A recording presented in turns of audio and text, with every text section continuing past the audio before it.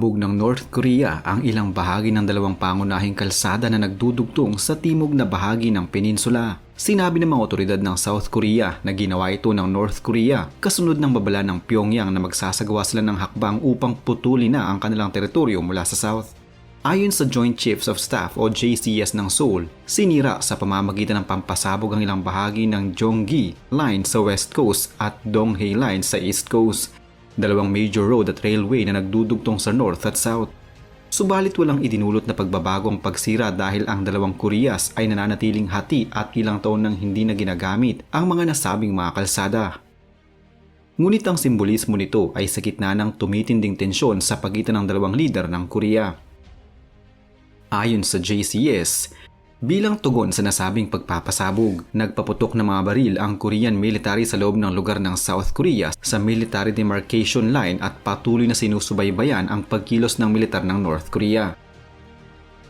At pinapanatili ang kahandaan sa ilalim ng kooperasyon sa Estados Unidos. Kung noong isang araw ay nagsabi pa lamang ang North Korea na gagawin nila ito, tila hindi sila nakapaghintay at tinutunga ang kanilang babala. Sa pagpasok pa lamang ng taong 2024 ay nagpakita ng North Korea ng pangil nito laban sa South Korea at sa mga bansang nais silang kalabanin. Maraming mga military threat o pagbabanta ang ginagawa ng Amerika sa mga nakalipas na taon, kaya naman mas pinaigting nila ang pagpapalakas ng kanilang pwersang militar upang maging handa sa kahit anong oras. Ang digmaan umano sa Korean Peninsula ay maaaring magsimula anumang oras dahil sa pangingialam ng ibang mga bansa sa layunin ng North Korea. Dahil sa tila pagkadismaya ng North Korea sa mga naging aksyon ng ibang mga bansa, lalo na ng Amerika, tila nagparamdam din sila sa pamamagitan naman ng pagpapaulan ng mga artillery malapit sa South Korea. Noong Enero lamang, nasa 200 mga bomba ang kanilang pinasabog sa pinagtatalo ng border sa pagitan nila at ng South Korea. Ito umano'y parte ng isang drill ng North Korea, subalit mahalata na ito'y tila pagganti sa ginawa namang drill din ng South Korea kasama ang Estados Unidos at Japan. Ang aksyon na ito ng North Korea ay malaking provocation na naman sa Korean Peninsula upang pagsimulan ito ng kaguluhan at tuluyang pagkawasak ng relasyon ng South at North Korea. Formal nang ipinahayag ng North Korea na puputulin na nila ang lahat ng mga kalsada at mga riles na nag-uugnay sa kanila sa South Korea. Ito'y upang ganap na maghiwalay na ang dalawang bansa. Sinabi ni North Korea na mas patitibayin pa nila ang kanilang depensa at haharangin ang kanilang border sa South Korea. Ito'y dahil na din sa lumalalang tensyon sa rehiyon. Ginawa ito ng North Korea dahil umano sa maaaring digmaan na magaganap anumang oras, bunsod pa din ang ginagawang mga exercises ng South Korea at pagpapakita nila ng kanilang lakas sa Korean Peninsula. Malaking banta din para sa kanila ang presensya ng mga nuclear assets ng Estados Unidos sa South Korea.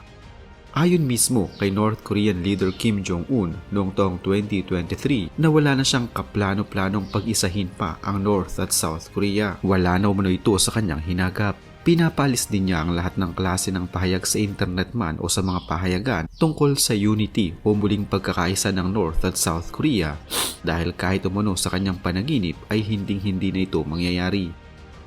Marami ang naniniwala na hinihintay lamang umano ng Pyongyang ang magiging resulta ng US election bago sila muling gumawa ng panibagong aksyon.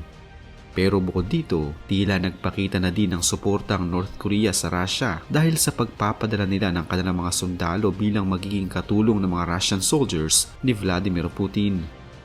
Noong nakaraang linggo lamang ay pinaulanan ng Ukraine ang Donetsk na bahagi ng Russia na mga missiles. Ilan sa kanilang mga sundalo sa nangyaring pag-ataking iyon ang nasawi. Subalit ang mas nakakagulat ay hindi umano mga Russians ang mga sundalong nasawi bunsod ng pag-atake kundi mga North Korean soldiers. Tila nagaganap na ang pinirmahang kasunduan sa pagitan ng Pyongyang at Moscow noong nakaraang Hunyo. Nangako ang dalawang bansa na susuportahan nila ang bawat bansa pagdating sa puwersang militar. Sa katunayan, ang mga armas ng North Korea ay kasalukuyan na ngayong ginagamit ng mga Russian soldiers sa pakikipagdigma nila sa bansang Ukraine. Pero sa ngayon, maging ang mga sundalo ng North Korea ay naroroon na rin sa mismong lugar kung saan nagaganap ang bakbakan at isa na din sila sa nakikipaglaban para sa Russia. Pero saan nga ba ito hahantong? Sa naganap na kaarawan ni Vladimir Putin na Pangulo ng Russia noong isang araw lamang, bumuhos ang maraming pagbati at mensahe sa lider mula sa iba't ibang mga kilalang personalidad. Subalit ang may tuturing na pinaka-espesyal na mensahe noong araw na iyon para kay Putin ay ang galing sa Pangulo ng North Korea na si Kim Jong-un. Binanggit pa niya sa kanyang mensahe na ang relasyon sa pagitan ng North Korea at Russia ay yaakyat pa sa next level. Kabilang na nga dito ang pagsuporta ng North Korea sa pagpapadala ng kanilang mga mismong mga sundalo upang tulungan ng Russia laban sa Ukraine.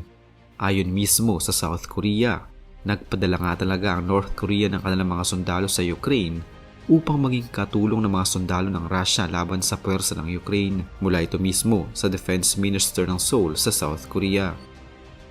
Noong 3 ng Oktubre, sa ginawang pag-atake ng Ukraine sa Donetsk, iniulat mismo ng South Korea na 6 sa mga nasawi doon ay mga North Korean officers. Ito din ang lumabas na ulat noon mula sa Ukraine media.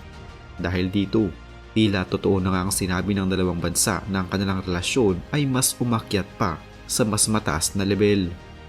Noong nakaraang Hunyo, lumapag si Putin sa Pyongyang. Ito ang pinakauna niyang pagbisita sa naturang bansa matapos ang halos 24 na taon.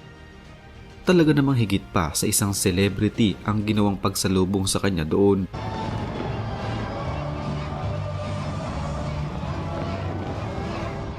Noong nakaraang taon naman, si Kim Jong-un ay bumisita sa bansang Russia.